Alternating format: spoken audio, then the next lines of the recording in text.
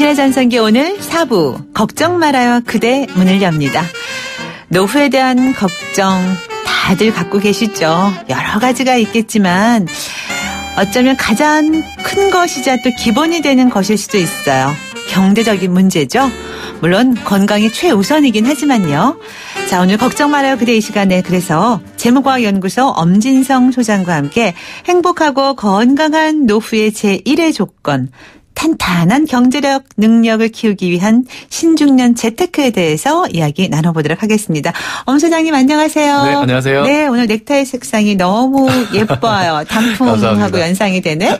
네. 감사합니다. 네, 주말에 어디 다녀오셨나요? 풍놀이? 네, 일밖에 안 했습니다. 아, 일만 하셨어요? 네. 아우, 일도 하시고 짬짬이 또 놀기도 해야죠. 그렇게 하겠습니다. 아, 제가 왜 이렇게 얘기하냐면 예전에는 그 우리나라 그 얘기 중에 어른들이 노세 젊어서 노세 이런 말 있었잖아요. 예. 그래서 왜 젊을 때 일 열심히 해야지 왜 놀아? 참 옛날 사람들 이상하게 그랬거든요. 제가 이렇게 하루하루 나이가 좀 이렇게 세월이 흐르다 보니까 노세 젊어서 노세 왜 그 얘기가 나오는지 알겠다. 네. 나이 들면 세월 흘러가면 다리 떨려서 놀고 싶어도 못 놀아요. 맞습니다. 그러니까 주말에 너무 일에 팔묻히지 마시고 좀 놀러 다니세요. 그렇게 하겠습니다. 네. 자, 그런데 지난번 방송을 듣고 개인 상담 신청하신 분을 직접 만나서 상담하고 오셨다는 얘기를 들었어요. 네, 재밌었습니다. 그러셨어요? 지난주 방송을 듣고 이렇게 개인 상담을 신청하셔서 제가 찾아뵙고 왔는데요. 네. 70세 남성분을 만나고 갔습니다. 근데 지금 사실 깜짝 놀랐어요. 왜요? 보통 은퇴를 하시면 할 일이 없고 무료하다 이런 분들이 많으신데 이분은 의외였습니다. 네. 오히려 은퇴를 하니 오히려 더 바빠졌다는 말씀을 하셨거든요. 할 일이 더 많아지겠나? 네. 와, 행복한 그러면서 분이시다. 저에게 조언을 해주셨어요. 오히려요? 상담하러 갔다가. 돈도 좋지만 나 자신에게 투자한 것이 가장 수익률이 좋았다. 자신에게 투자하니 주변에 사람도 많아지고 은퇴를 하고 더 많은 일을 하면서 즐겁게 지낼 수 있었다. 이런 말씀을 하시더라고요. 멋지시네요. 네. 그래서 신중년 시기를 또 이렇게 즐겁게 보내는 분을 또 뵙고 와서 기분이 좋았고요. 반대로 또 아직까지 준비가 좀 제대로 되지 않은 분들도 많이 계시고 또 고민이 있으신 분들도 많거든요. 그래서 오늘 이 시간을 통해서 또 이분들의 걱정을 조금씩 덜어드리려고 좀 준비를 많이 해왔습니다. 네, 나 자신에게 투자하는 것이 가장 수익률이 좋았다라는 말씀 정말 마음에 들어오는데요. 네네.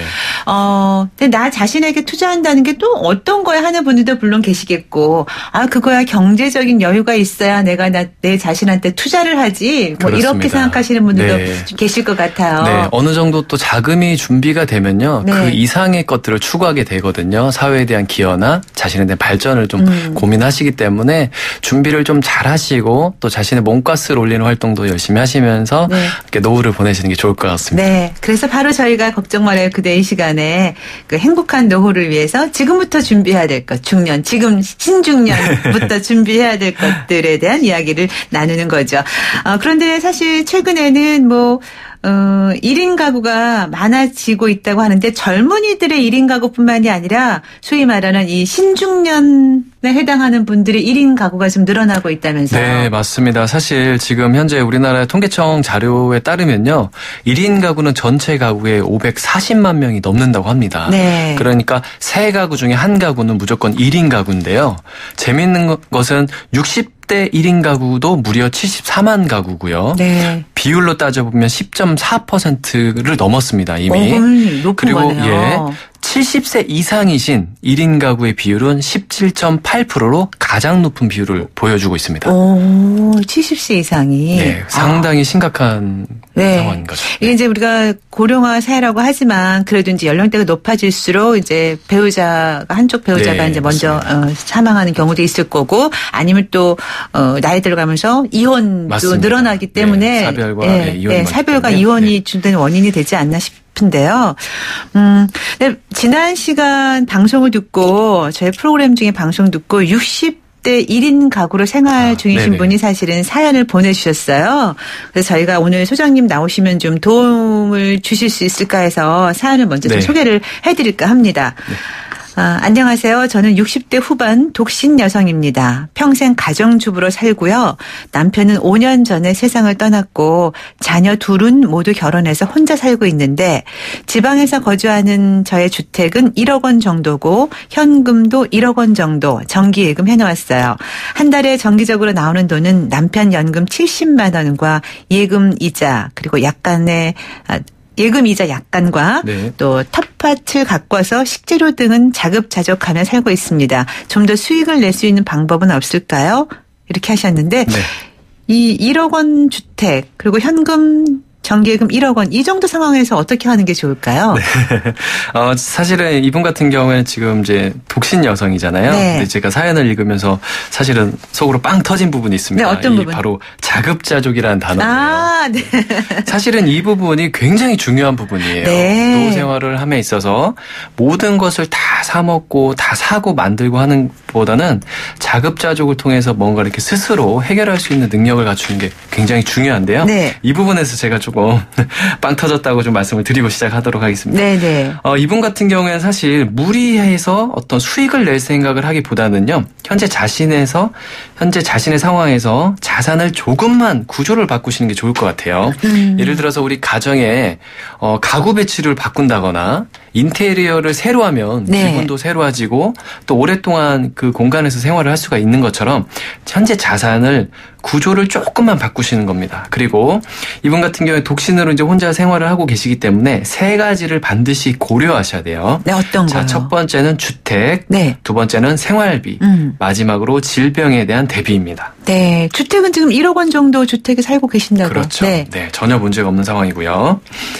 거주 문제 먼저 살펴보면요. 현재 1억 원 정도의 주택을 가지고 계시고 여기서 생활을 하시기 때문에 네. 거주에 대한 문제는 해결된 상황입니다. 따라서 이런 경우에는 혼자 살고 계시기 때문에 주택연금을 신청하는 방법이 상당히 좋은 방법입니다. 네. 60대 후반이라고 가정을 해보고 1억 원 정도의 주택이라고 한다면 매월 약 28만 원에서 30만 원 수준의 연금을 평생 받으실 수가 있습니다. 네. 이렇게 되면요. 돌아가신 남편분의 유족연금이 70만 원이 있었고 본인이 가지고 있는 주택연금 30만 원 정도로 계산을 해보면 총 월 100만 원 정도의 연금 생활이 가능하게 됩니다. 네. 그러면 뭐 본인이 자급자족하시고 또 100만 원의 현금이 또 있으면 예, 뭐 혼자 사시는데 그래도 그렇게 어렵지는 않을 것 같기도 하고요. 네. 그리고 두 번째로 말씀드렸던 부분이 바로 생활비 부분인데요. 네. 이 부분은 이제 노후 생활비, 노후 연금이라고 보실 수가 있는데 현재 가지고 있는 1억 원을 은행에 넣어두시고 이자를 받고 계신다고 말씀을 하셨어요. 네. 현재 시중은행 금리로 계산을 해보면 1억 원을 넣어놨을 때 12만 원에서 한 15만 원 정도를 지금 이자로 받을 수가 있거든요. 이 정도 이자로는 좀 사실 생활하기가 조금 빠듯하다고 볼 수가 있었습니다. 네. 예전에는 은행에 돈을 넣어놓고 통장을 매번 찍어보는 재미가 있었습니다. 왜냐하면 이자가 계속 불어나서 통장이 이렇게 계속 이자가 붙었었거든요. 네. 그런데 요즘에 통장 찍어보는 사람들 많이 안 계시잖아요. 은행에 넣어봤자 뭐 이런 얘기가 더 많죠. 맞습니다. 그래서 이분께도 제가 추천드리고 싶은 방법은요. 네. 똑같은 돈 1억 원을 은행에 넣어놓기보다는 증권사의 상품을 알아보시면 굉장히 좋은 상품들이 많이 있어요. 그래요? 예를 들어서 말씀드리면 4% 정도, 한 4% 정도 줄 수 있는 회사채, 이 채권에 투자를 하시게 되면요. 만기가 1년이고 1년 뒤에 4% 정도 이자를 받을 수 있는데 매월 이자를 28만 원 정도를 수령할 수가 있습니다. 네. 은행에 넣어놨을 때는 15만 원인데 증권사에 넣어놓으면 거의 28만 원에서 30만 원을 받게 되는 거죠. 네. 그래서 은행에 넣어놨던 것보다는 훨씬 더 많은 금액을 받으실 수가 있습니다. 지금 이제 증권사 회사채 말씀하셨는데 네. 아직까지는 이제 일반적인 그 생각들이 그래도 은행은 좀 안전하고 네. 증권사의 이런 회사채라든가 이렇게 뭐 다 그런 건 아니지만 이런 채권들은 좀 불안하게 네. 여기거든요. 네, 채권에도 등급이 있습니다. 네. 등급이 나눠져 있고 회사의 신용도와 여러 가지를 따져서 등급을 매겨놨기 때문에 등급을 확인하시고 수익률을 확인하시고 이제 투자를 해보시는 것은 상당히 좋은 방법이 될 수가 있고요. 네. 사실은 수익률이 조금 더 높은 상품들도 있습니다. 네. 대표적인 게 바로 해외 채권이에요. 해외 채권이면은 외국에 투자하는 채권 말씀하시는 거죠? 네, 맞습니다. 해외 채권은 이제 해외에 투자하는 채권을 말하는 건데요. 대표적인 상품이 바로 브라질 국채입니다. 네. 말 그대로 국채, 국가의 채권이기 때문에 브라질이 망하지 않는 이상 문제가 없는 채권을 이제 브라질 채권이라고 보시면 되는데요. 네. 브라질 채권은 참 재미있습니다. 첫 번째로 브라질과 우리나라가 조세 협약을 맺어서 세금이 전혀 없습니다. 아, 그래요? 말 그대로 비과세 상품이고요. 두 번째로 이 부분을 꼭 기억하셔야 되는데 수익률이 무려 10%입니다. 10%요? 10%입니다. 우리 일반적인 정기예금의 거의 4배 정도? 더 되는 것 같기도 하고. 증권사의 그 일반 아까 회사채도 4%라고 하셨잖아요. 예. 근데 이 해외 채권은 10%면 엄청난 거네요. 네, 상당히 높은 편이고요. 네. 사실은 이런 브라질 채권이나 해외 채권이 판매된 지는 상당히 오래됐습니다. 근데 잘 모르고 계신 분들이 많은 것 그렇습니다. 같은데? 사실 많은 분들이 이제 목돈을 넣어둘 곳을 찾다가 못 찾아서 은행에 넣는 경우가 굉장히 많이 계신데요. 네. 최근에는 3, 4년 전부터 많은 분들이 이런 정보를 많이 얻으시고 네. 돈의 일부를 이제 증권사의 채권에 많이 넣어놓고 계십니다. 아, 역시 정보가 중요한 거예요. 당신의 전생기 오늘 이 시간 함께 하신 분들 행운이십니다. 네. 예를 들어서 좀 말씀을 드리면요. 네. 브라질 채권에 1억 원 정도를 넣어두시면 이자를 매월 받을 수가 있는데 대략 69만 원에서 72만 원 정도의 이자를 매월 받으실 수가 있습니다. 와, 대단하네요. 네. 은행에 넣어놨을 때는 15만 원에서 17만 원이 다인데 네. 증권사 채권에 넣어놓으시면 거의 70만 원 정도 되는 금액을 받을 수가 있고요. 네. 증권사 같은 경우에는 상품이기 때문에 상품에는 수수료가 항상 있습니다. 네. 그래서 처음에 가입하실 때 수수료를 약 1.5%나 3% 정도 한 번을 떼고요. 네. 나머지 이자를 그래도 많이 주기 때문에 매월 수령하는 금액이 거의 70만 원 정도면요. 상당히 괜찮다고 볼 수가 있습니다. 그리고 최소 네. 가입할 수 있는 금액이 증권사마다 다른데 어떤 증권사는 1,000만 원, 어떤 증권사는 또 500만 원 이렇게 금액도 소액으로도 투자가 가능하시기 때문에요. 네. 1,000만 원 넣어놓고 매월 7만 원씩 받아서 이걸 가지고 아이 학원비를 쓰셔도 되고 저축을 하셔도 되고 잘 안 해보셨고 잘 모르는 상품이라면 네. 소액으로 일부 투자를 해보시는 게 좋은 네. 방법이죠. 어느 증권사든지 가서 이제 네. 신청해서 하면 되는 건데 그런데 아까도 제가 말씀드렸지만 왠지 이제 이런 증권사의 이런 회사채 특히 해외 채권 이런 거 하면 조금 리스크가 있는 것 같아서 꺼려지는 네. 분들이 분명히 있거든요. 네, 맞습니다. 조심해야 할 점도 분명히 있을 것 같아요. 이렇게 좋은 것만 있는 건 아니잖아요. 네. 항상 그 수익이 있으면요. 반대급부로 리스크도 있거든요. 네. 두 가지 리스크를 좀 말씀드릴게요. 첫 번째는 해외 채권인 경우에 해외 그 국가가 부도 상태가 되면 그 돈을 돌려받지 못할 수가 있습니다. 그래서 네네. 브라질이라는 나라가 지금 상당히 안전하고 안정적으로 국가가 운영되고 있지만 혹시나 모라토리엄 사태가 발생되면 그 채권을 회수하기 어렵기 때문에 투자금을 잃을 수 있다는 점은 주의사항이고요. 네. 두 번째 해외 채권에 투자할 때는 항상 조심하셔야 될 부분이 바로 환율입니다. 네. 환율이 지금 기준하고 비교를 하셨을 때 나중에 환율이 올라가면 상당히 좋은 거지만 환율이 떨어지게 되면 그만큼 손실도 있을 수 있기 때문에 그렇죠. 이런 부분들을 잘 주의하셔서 투자를 하셨으면 좋겠습니다. 네. 자, 그리고 지금 4722님께서 질문 주셨어요. 주택담보대출 상담도 가능할까요? 네, 가능합니다. 네, 가능하다십니다. 자, 12월부터 공공 분양 입주 예정인 신혼 3년 차 내년에 유치원 가는 딸 하나 있는 부부예요. 직장은 서울이고 수원에 분양을 받았습니다. 공공 분양 입주 예정인 거래요. 아이 초등학교 가기 전에는 서울로 이사를 해야 할 듯한데요. 디딤돌 대출은 1년 거치, 집단 대출은 5년 거치예요. 어떤 것이 좋을까요? 하셨네요. 이렇게 질문해 주시면 답변 드리기가 굉장히 어렵습니다. 왜냐하면 그래요? 디딤돌 국가에서 해주는 보금자리나 디딤돌 대출 같은 경우는 금리가 굉장히 낮은 상태고 그다음에 대출을 무려 30년까지도 받을 수가 있고요. 네. 20년으로 내가 정할 수도 있습니다. 네. 그래서 많은 분들이 주택을 구입할 수 있도록 국가에서 많이 도움을 주고 있는 대출인 거고요. 네. 집단 대출은 아파트 분양하고 이렇게 건설하는 과정에서 한 은행과 계약을 맺어서 집단으로 대출을 해주기 때문에 금리를 많이 우대해서 진행을 해줍니다. 그래서 금리가 몇 프로인지도 봐야 되고요. 네. 시뮬레이션 돌려봐서 5년 동안 가지고 있는 게 나은지 아니면 보금자리로 하는 게 나은지를 판단을 하셔야 하셔야 될 것 같고요. 네. 매월 상환하는 이자, 원금과 이자를 같이 상환하실 때 그 금액이 우리 가정에 너무 부담이 되는지 아니면 우리가 감당할 수준인지를 반드시 체크를 하셔서 대출을 선택하시는 게 현명한 방법입니다. 네. 또 상담을 원하신다면 좀 더 이제 좀 구체적으로 이렇게 질문을 해주시는 게 좋을 것 같아요. 이율도 포함해서 맞습니다. 어느 정도 이율인지 이런 것까지 좀 보내주시면은 좀 더 자세한 상담이 가능할 것 같습니다. 자, 오늘 걱정 말아요 그대. 저희가 재무과학연구소 엄진성 소장과 함께 신중년 재테크에 대해서 이야기를 나누고 있는데요. 자, 여러분께서 문자 또 사연들 많이 보내주고 계십니다. 저희가 노래 한 곡 듣고 다시 이야기 이어가도록 하겠습니다. 회상이라는 노래 준비했는데 아마 예전에 산울림의 노래로 많이 들으셨을 거예요. 오늘은 장범준의 소리로 듣습니다.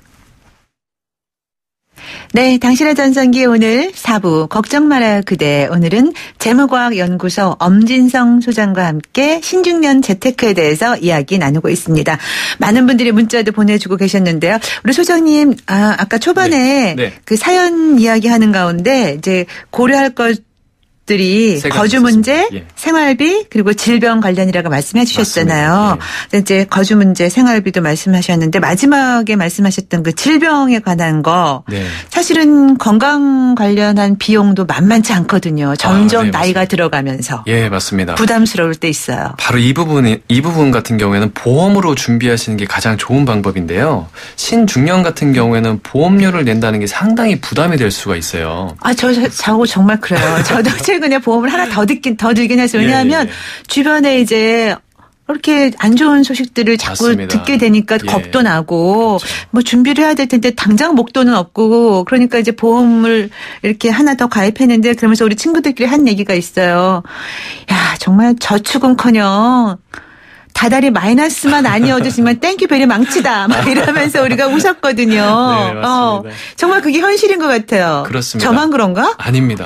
신중년 분들 같은 경우에는 예전에 가입한 보험이 만기가 돼서 예를 들어서 80세나 100세까지 보장을 받을 수 있는 분들이 상당히 많이 계신데요. 네. 의외로 보험료를 납입을 안 하고 계신다거나 보험이 없는 분들이 굉장히 많으시고요. 네.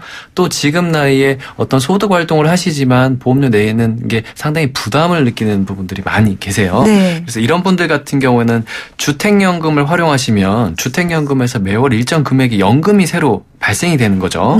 그리고 주택연금을 신청하신다고 할 때 대출이 있어도 예전에는 주택에 대한 대출금을 갚았다면 지금은 오히려 주택연금을 신청하시면 오히려 연금을 받으시기 때문에 네. 대출 금액을 납부하실 필요도 없는 거고요. 이렇게 자원이 생기기 때문에 이런 금융상품들 또 앞에서 말씀드렸던 증권사 채권이나 해외 채권을 활용하시면 생각보다 큰 이자가 매월 들어오기 때문에 이런 돈으로 보험료를 지출하시는 것도 상당히 좋은 방법입니다. 그러니까 주택연금에서 나오는 그 돈으로 이제 이런 보험료를 납입한다는 거죠. 네, 상당히 좋은 방법이죠. 네. 그래서 앞에서 제가 말씀드렸던 세 가지 주택에 대한 부분 그리고 생활비 그리고 질병에 대한 부분들을 이렇게 준비하시는 게 좋을 것 같고요.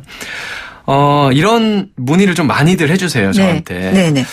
주택을 자녀한테 물려주지 말고 그냥 주택연금을 신청한 다음에 여기서 매월 받는 연금액을 가지고 생명보험을 가입하는 게 어떨까 이런 문의를 좀 많이 주십니다. 네네네. 그것도 가능한 일이잖아요. 네, 맞습니다. 네. 사실 이렇게 하시는 분들이 상당히 많이 계세요. 예전에는 이제 자녀한테 주택을 물려주려고 하는 이유가 물론 다양하지만 자산을 자녀한테 이전해주고 싶은 생각이 가장 큰 거잖아요. 네. 하지만 이제 자녀 입장에서 봤을 때는요. 네. 부모님들이 아프지 않고 주택에서 편안하게 생활하시면서 노후를 보내는 것이 사실은 자녀에게 더 중요하거든요. 네. 그래서 집에서 편하게 생활을 하시고 그 주택을 바탕으로 주택연금을 신청하셔서 매월 받는 연금액을 가지고 그중에 일부를 생명보험에 가입을 하시는 겁니다. 이렇게 하시면요. 생활은 주택에서 계속 하시고 주택연금에서 나오는 금액을 가지고 생명보험을 일부 가입해 놓으면 나중에 혹시나 사망사고가 생긴다고 하더라도 사망보험금도 1억이나 2억 원이 지급이 되고요. 네. 주택연금은 지금까지 지급받았던 그 금액과 주택의 차액을 가지고 그 차액을 자녀한테 또 물려주기 때문에 그냥 단순히 집을 물려주는 것보다는 상당히 더 큰 금액의 자산을 자녀에게 물려줄 수가 있습니다. 네. 자, 끝으로 끝으로 시간이 별로 없지만 질문이 하나 들어와서 그만 간단하게 정리해 주시죠.